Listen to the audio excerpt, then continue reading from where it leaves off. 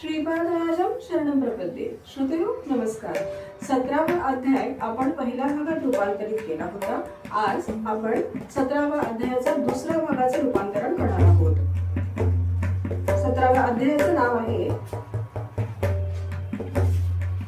श्री नामानंदांचे दर्शन। चला तर मग सुरुवात करूया।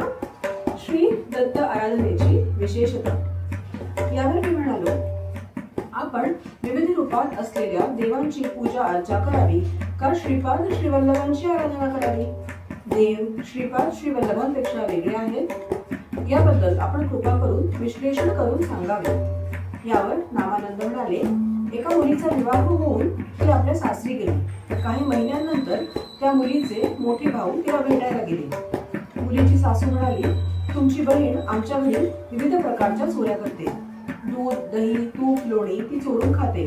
एखादी चोरी मी सहन केली असती, परंतु इतक्या चोऱ्या? तेव्हा त्या बहिणीचा भाऊ तिला म्हणाला, ताई तू चोरी करणे सोडून दे। तू केवळ दूध घेत जा, म्हणजे तुझी सासू रागावणार नाही। दुधात सर्व काही असते। याप्रमाणे एकट्या श्री दत्ताची आराधना केल्याने सर्व काही मिळते। लोक आपल्या आवडीप्रमाणे वेगवेगळ्या देवांची आराधना करतात। शिवाची पूजा केल्याने विष्णू प्रसन्न होत नाही किंवा विष्णूंच्या पूजेने शिव प्रसन्न होत नाही। सगुण आणि साकार देवांची पूजा केल्याने भक्तांच्या कर्माप्रमाणे फळ मिळते। अनेक जन्मातील केलेल्या पाप पुण्याचे फळ क्षीण स्थितीत असेल तर पुण्य महाविशेष मध्ये जमा होते। यावेळी श्री दत्त प्रभूंची भक्ती प्राप्त होते। अशा भक्ताला सर्व सिद्धी प्राप्त होतात। ब्रह्मदेवाने लिहिलेल्या प्रारब्धास कोणी बदलू शकत नाही, परंतु श्री दत्त प्रभूंच्या भक्तांच्या बाबतीत मात्र श्री दत्त ब्रह्मदेवांना आदेश देऊ शकतात। जीवाच्या शारीरिक, मानसिक, आध्यात्मिक स्थितीला श्री विष्णू कारणीभूत असतात। अपरिपक्व अवस्थेत असताना महायोग शक्तीने जीवात प्रवेश केल्यास शरीर, मन, बुद्धी त्या शक्तीस सांभाळू शकत नाहीत आणि अग्निज्वालेचा दाह झाल्यासारखे वाटते। जीवाचे जीवनमान सुरळीत चालण्यासाठी भगवान विष्णू आपणास सहाय्य करतात।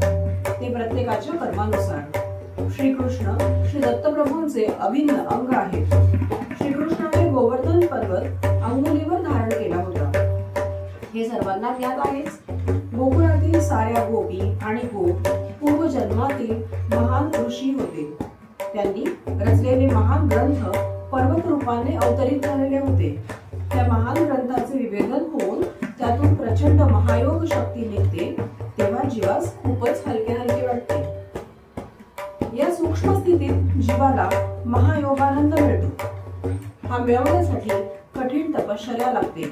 श्रीकृष्ण भगवान आपल्या भक्तांचा, आश्रितांचा संपूर्ण भार स्वतः पेलून घेतात।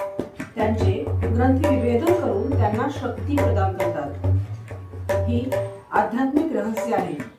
बौद्धिक दृष्टीने पाहिल्यास श्रीकृष्ण गोवर्धन पर्वत उचलून सर्वांचे रक्षण करीत आहे असे वाटते। श्री दत्तप्रभूंचा तो संकल्पच होता।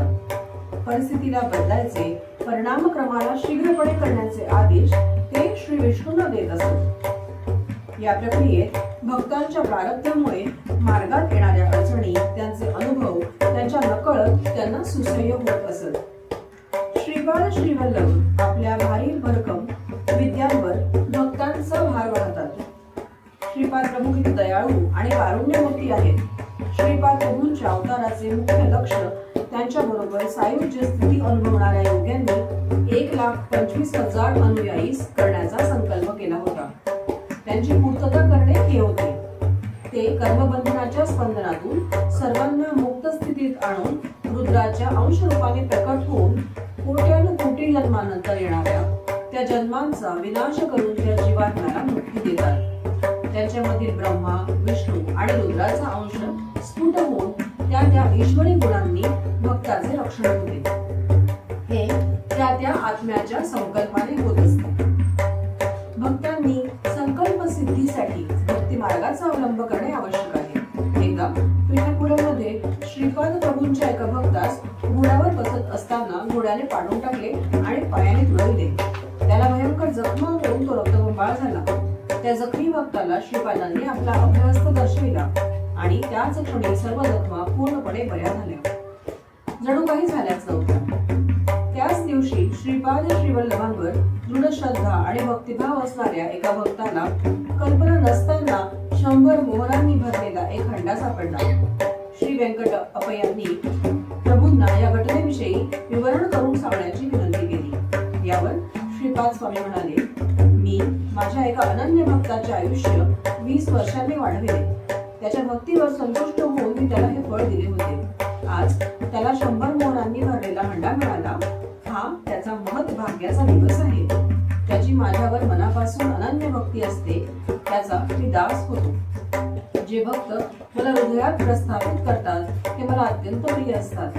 त्रिलोकपती परमेश्वर सुद्धा अशा भक्तांच्या अधीन होऊन त्यांच्या बरोबर संचार करतात. श्री नामानंद स्वामींच्या दिव्य सत्संगाचा लाभ झाल्याने सर्वांना अत्यंत आनंद झाला. ते 2 ब्राह्मण नामानंदांना म्हणाले, आम्ही केलेल्या पापांचा आम्हास पश्चाताप होत आहे. आपण आम्हास उपदेश द्यावा. यावर नामानंद स्वामी म्हणाले, तुम्ही एकमुक्त व्रत करा, कष्ट करून धन संपादन करा आणि त्या धनाचा उपयोग सद्ब्राह्मणांना अन्नदान करण्यासाठी करा. यामुळे तुमच्या पापांचे क्षालन होईल.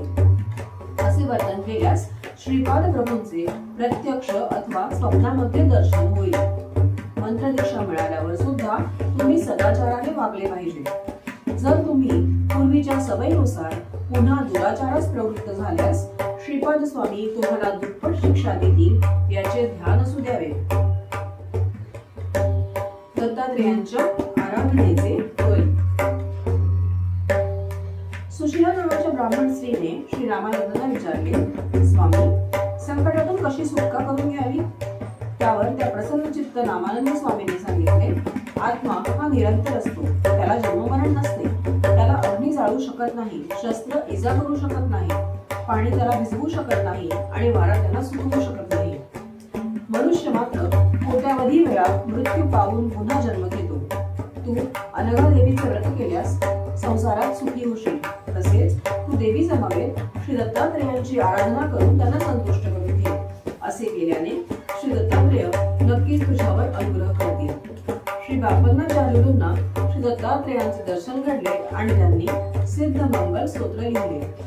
प्रत्यक्ष दत्ताच्या दर्शनाच्या अनुभूतीने गायली जाणारी या स्तोत्रातील अक्षरे अत्यंत प्रभावशाली आहेत.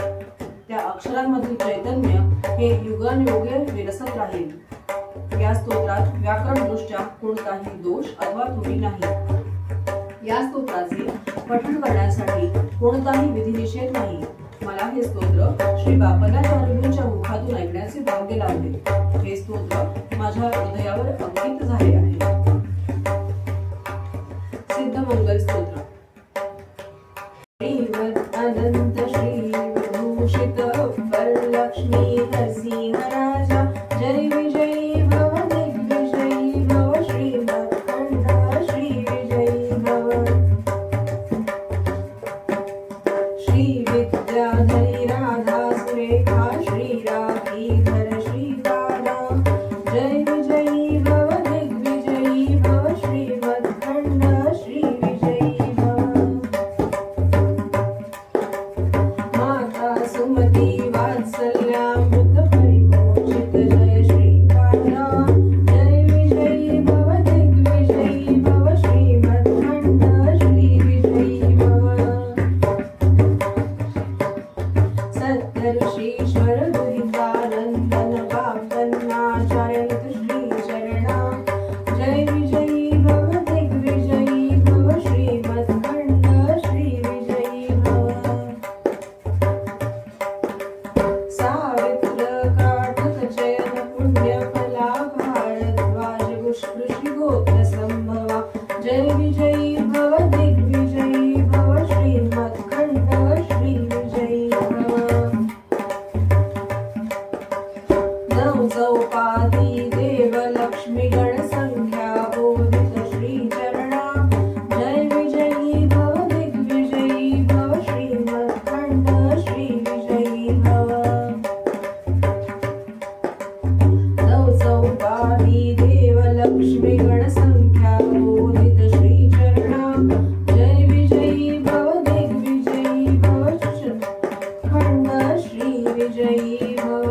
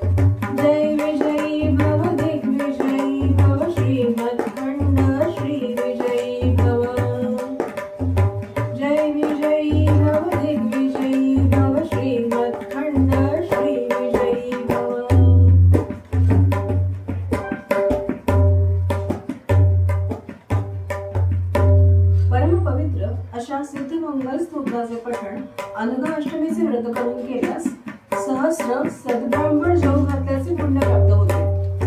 तसेच स्वप्नात सिद्ध पुरुषांचे दर्शन होते।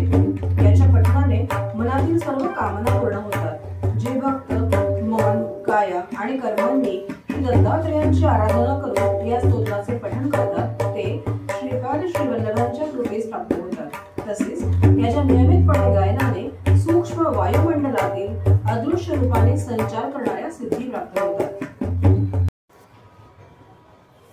श्रीपाद प्रभूंचा सुशिलेच्या पतीस अनुग्रह। श्री नामानंद स्वामींची अमृतवाणी ऐकल्यावर मला कल्पना सुचली। मी श्री नामानंदांना म्हणालो, हे स्वामी, या स्तोत्राच्या पारायणात श्रीपाद प्रभूंच्या दिव्य लीलांचे वर्णन अथवा प्रसंग सांगावे अशी आपल्या चरणी नम्र प्रार्थना आहे। आम्हा तिघांवर दयेचा सतत वर्षाव करणाऱ्या स्वामींनी आम्हावर अनंत दृष्टी टाकली आणि आमच्यावर विनंतीस मूक संमती दिली। त्या रात्री आम्ही श्रीपाद प्रभूंचे नामस्मरण केले। स्वामींनी लीला कथन करीत सिद्धमंगल स्तोत्राचे गायन केले। त्या दिवशी अनुभूतीमध्ये रात्र केव्हा संपली ते कळालेच नाही। उषःकाल होताच श्रीपादांची मंगल आरती केली। थोड्याच वेळात अन्न सामग्रीने भरलेली एक बैलगाडी आश्रमात आली। गाडीवान खाली उतरला। त्याने सारी खाद्यसामुग्री बैलगाडीतून उतरवून आश्रमात ठेवली। नंतर तो सुशिलेस उद्देशून म्हणाला, थोड्याच वेळात तुझा पती सासू सासरे दुसऱ्या बैलगाडीतून येतील। त्या गाडीवानांच्या बोलण्यात एक वेगळेच माधुर्य होते। तो दिसण्यास इतर गाडीवानासारखा नव्हता। सारखे त्या गाडीवानाकडे पाहत राहावे असे वाटत होते, परंतु तो सामान उतरवून निरोप सांगून वडीने निघून गेला। त्यावेळी नामानंद स्वामी ध्यान अवस्थेत होते। त्यातून बाहेर आल्यावर त्यांनी विचारले, तो गाडीवान कोठे आहे? तो सामान ठेवून निघून गेल्याचे आम्ही सांगितले। ते ऐकताच स्वामी म्हणाले, तुम्ही किती भाग्यवान आहात, मीच अभागी आहे। ते पुढे म्हणाले, परम कारुण्यमूर्ती श्रीपाद श्रीवल्लभ आपणासाठी गाडीवानाच्या रूपाने अन्न सामुग्री घेऊन आले। त्यांनी तुम्हाला दर्शन दिले। नंतर सुशिलेकडे वळून म्हणाले, हे सुशिले, तुझे नशीब उदयास आले। तुझ्या पतीचे नपुंसकत्व गेले। तुझे सासू सासरे आणि पती दुसऱ्या बैलगाडीतून येत आहेत। त्रिकालज्ञानी नामानंदांनी सांगितल्याप्रमाणे सारे घडून आले। सुशिला आपला पती सासू सासऱ्यांबरोबर आपल्या घरी गेली। मी आणि दोघा ब्राह्मणांनी श्री स्वामींना कुरुगड्डी जाण्याची अनुज्ञा मागितली। श्री नामानंद स्वामींचा आशीर्वाद घेऊन आम्ही कुरुगड्डीच्या मार्गाने निघालो। श्रीपाद श्रीवल्लभांचा जय जयकार असो। श्रीपाद राजम शरणं प्रपद्ये।